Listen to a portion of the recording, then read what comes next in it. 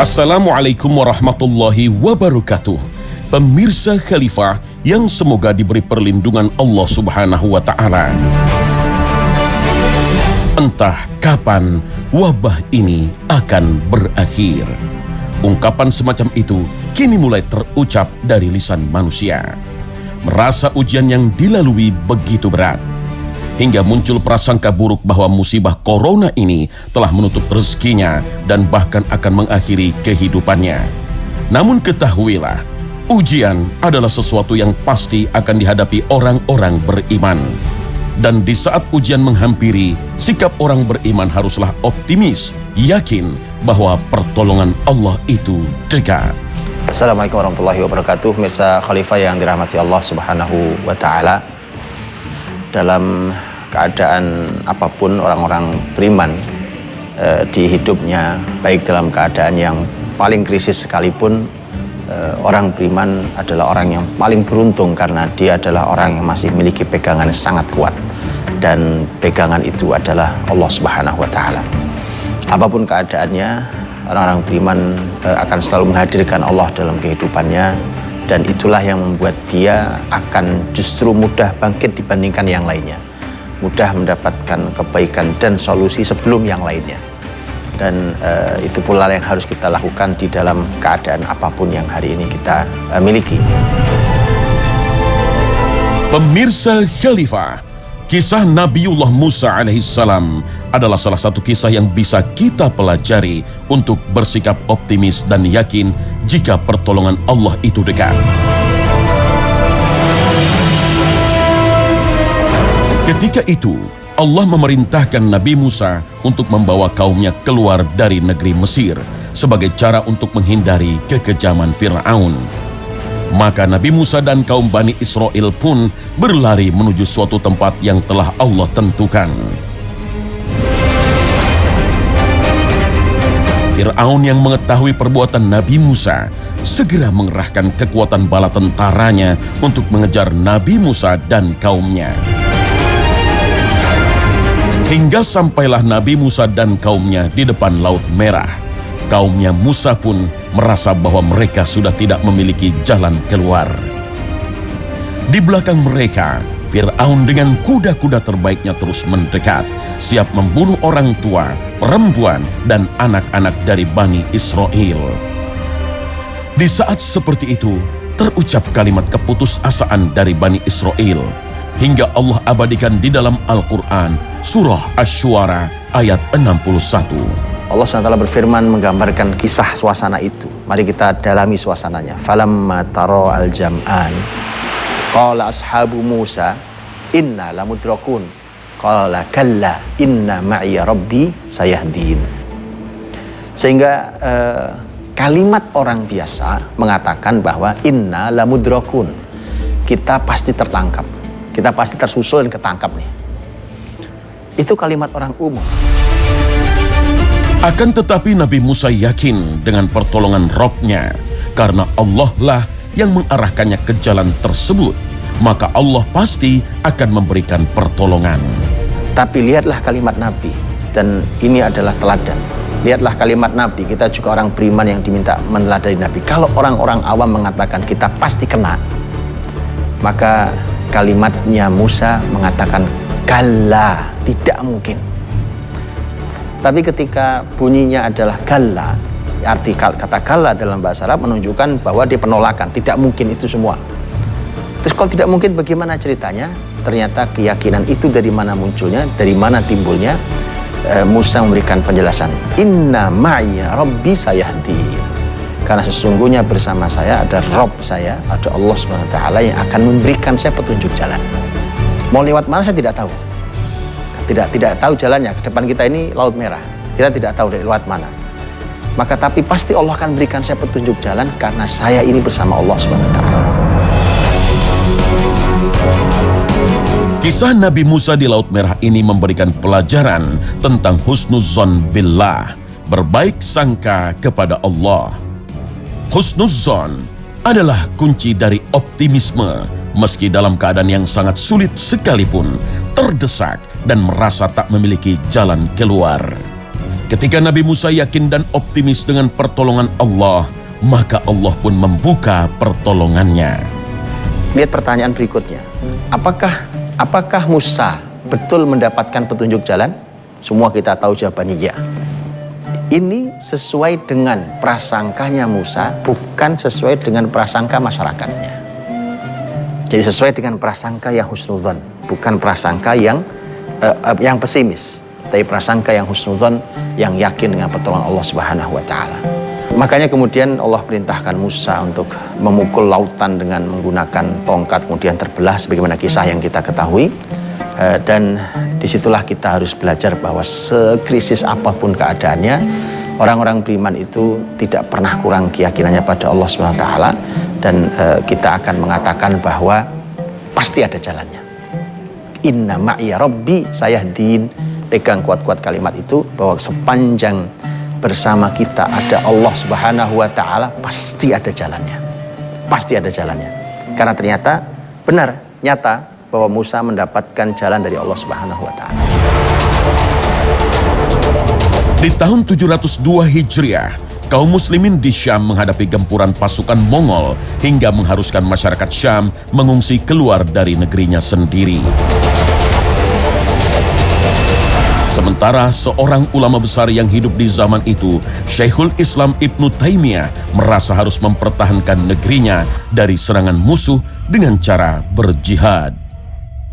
Di saat penduduk sudah mulai meninggalkan negerinya, dan di saat jarak musuh hanya tinggal beberapa jengkal, Ibnu Taimiyah menulis suatu risalah yang berjudul Fadhailus Syam wa Ahlihi.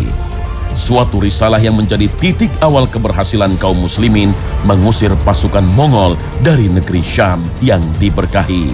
Imam Ibnu Taimiyah itu ketika isu berita pasukan Mongol Tatar itu bergerak dan mau menyerang negeri Syam, beliau sempat menulis satu buku kecil,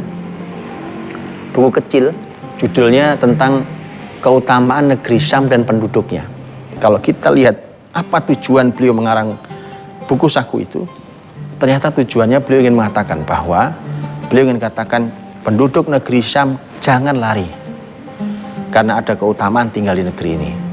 Dan dia sedang ingin menarik pasukan yang dari Mesir agar masuk ke negeri Syam untuk membela negeri Syam, karena ada keutamaan di negeri Syam dan tinggal di negeri Syam. Itu tujuan satu buku kecil.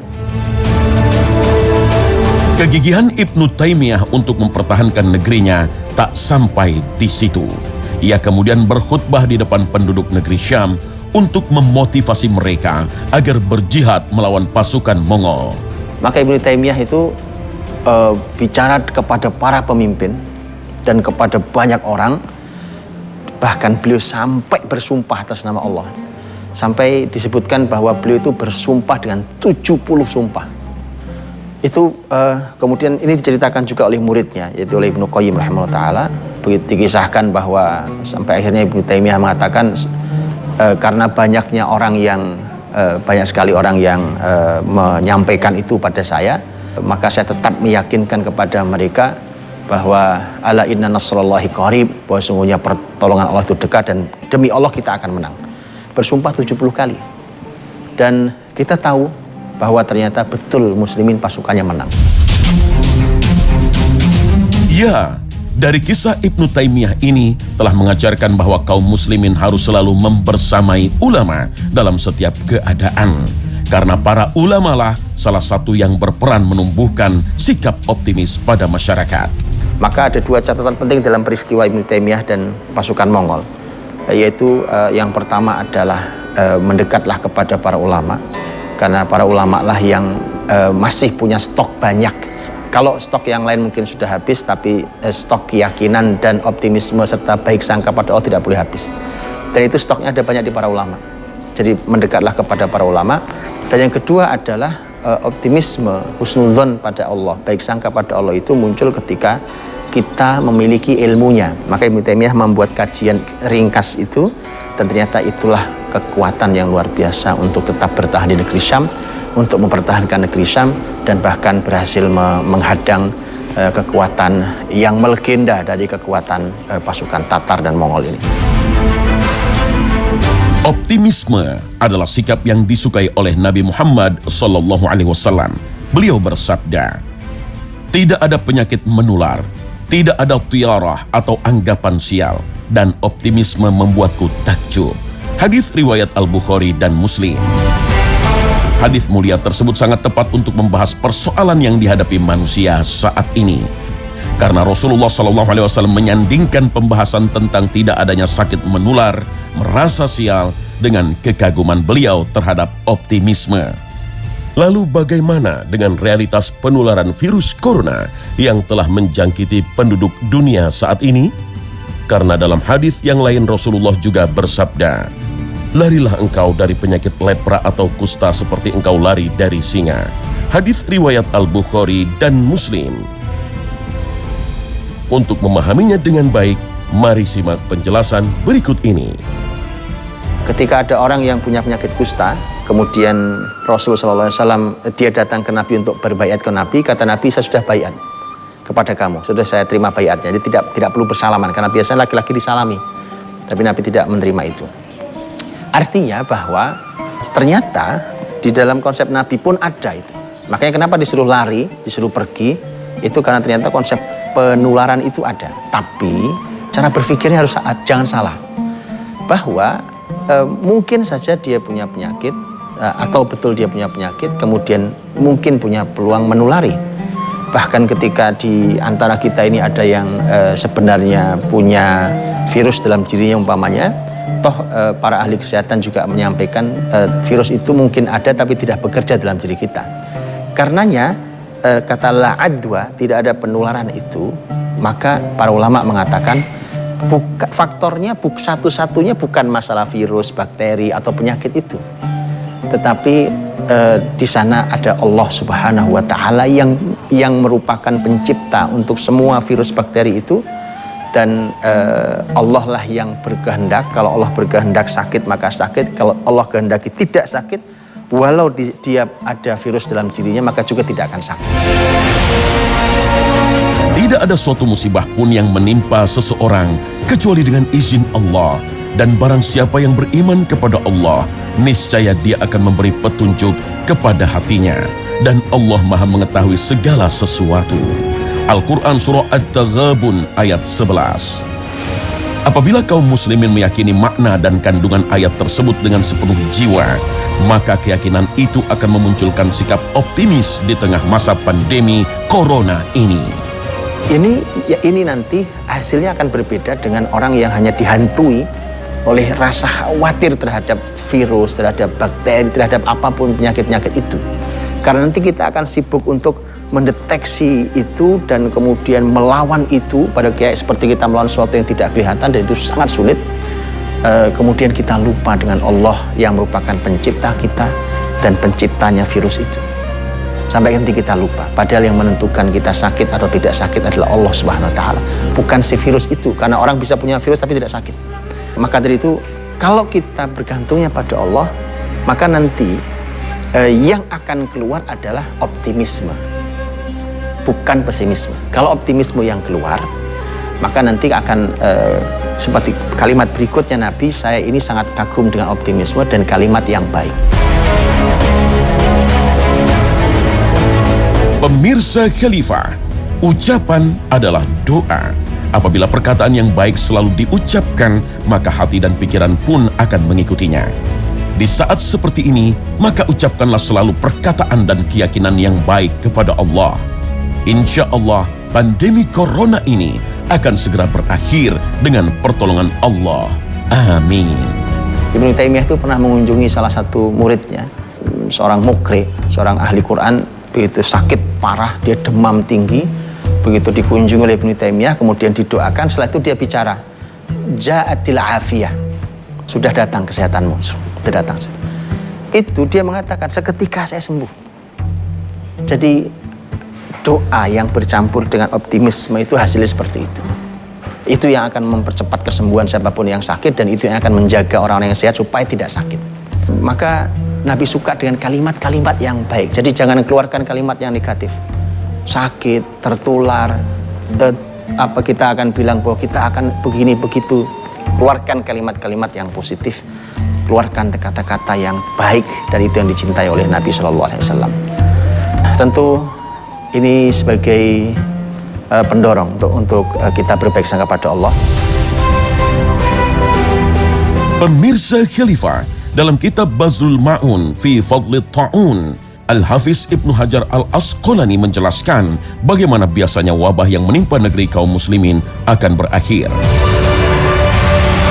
Penjelasan ulama dari mazhab Syafi'i ini adalah sebuah kabar gembira, dapat membangkitkan rasa optimis bagi kaum muslimin bahwa wabah selalu memiliki akhir. Dan apabila merujuk pada apa yang dijelaskan Ibnu Hajar, maka akhir dari masa pandemi ini adalah qarib atau dekat, insya Allah. Imam Ibnu Hajar Al-Asqalani rahimahullah ta'ala dalam buku beliau yang bicara tentang ta'un, Badlul Ma'un fi Fadli Ta'un, beliau di akhir bukunya menguraikan tentang ta'un yang terjadi dari sejak zaman Rasul SAW terus sampai di zaman beliau. Beliau menghitung sampai terakhir tahun 833 ketika buku itu beliau tulis. Beliau mengatakan ta'un yang tahun 833 itu berbeda dengan ta'un-ta'un sebelumnya, wabah-wabah ta'un sebelumnya yang sudah banyak sekali. Di mana perbedaannya ada banyak. Di antara perbedaan itu menarik nih. Di antara perbedaannya adalah kalau ta'un yang 833 itu terjadinya di musim dingin dan dia berakhir di musim semi. Karena kalau di negeri yang ada musim semi, musim dingin, tidak seperti negeri kita, negeri subtropis, mereka punya musim dingin, kemudian masuk musim semi, nanti masuk musim panas. Maka dia mulai tahun 833 itu mulai di musim dingin, kemudian dia berakhir di musim semi. Dan ini berbeda dengan semua tahun sebelumnya. Semua tahun sebelumnya terjadinya di musim semi. Dan dia berakhir di awal musim panas. Berakhir di awal musim panas. Dan subhanallah, Ramadan kita adalah, kalau kita lihat di negeri-negeri yang punya musim panas, Ramadan kita adalah merupakan Ramadan musim panas. Maka mari kita bahagiakan hati kita dengan optimisme dan baik sangka pada Allah bahwa Ramadan 1441 ini harus merupakan pertemuan dua kebahagiaan. Pertama, bahagia karena bertemu dengan Ramadan, dan yang kedua adalah bahagia musim panas yang semoga dia mengakhiri semua masalah wabah yang hari ini sedang melanda berbagai negara, dan Allah Maha Kuasa atas itu. Mau nanya Pak Ustadz, apakah ada nasihat ulama yang dapat menimbulkan rasa optimisme? Salah satu yang istimewa adalah apa yang disampaikan oleh Imam Syafi'i dalam syair-syair beliau. Dan ini tidak satu syair-syair beliau sesungguhnya. Ini salah satu syair yang sangat terkenal, yang kalau diberi judulnya adalah Ar-Ridho bi Qada'illah. Jadi ridho dengan takdir Allah Subhanahu wa Ta'ala. Beliau mengatakan, biarkanlah hari-hari bertingkah semaunya. Di hari ini apa keadaan, biarlah. Kata, jangan difikirkan itu. Biarkan hari-hari bertingkah semaunya. Da'il ayyama taf'alu ma tasha' wa tib nafsan idza hakamal qada'u. Tapi yang paling penting buat kamu adalah bahagiakan dirimu, nyamankan jiwamu kalau takdir itu sedang datang. Kalau keputusan Allah tiba, maka bahagiakan hatimu.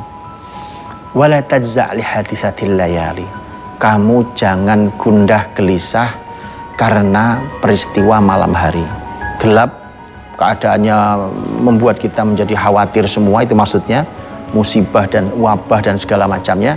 Kata beliau, jangan gelisah karena itu. Fama li hawaditsid dunya baqa'u. Karena tidak ada peristiwa di dunia ini yang abadi. Tidak ada. Tidak ada kok kemudian ini wabah terus tidak ada, atau sakit terus tidak ada, atau sulit tidak ada. Tidak ada yang abadi di dunia ini.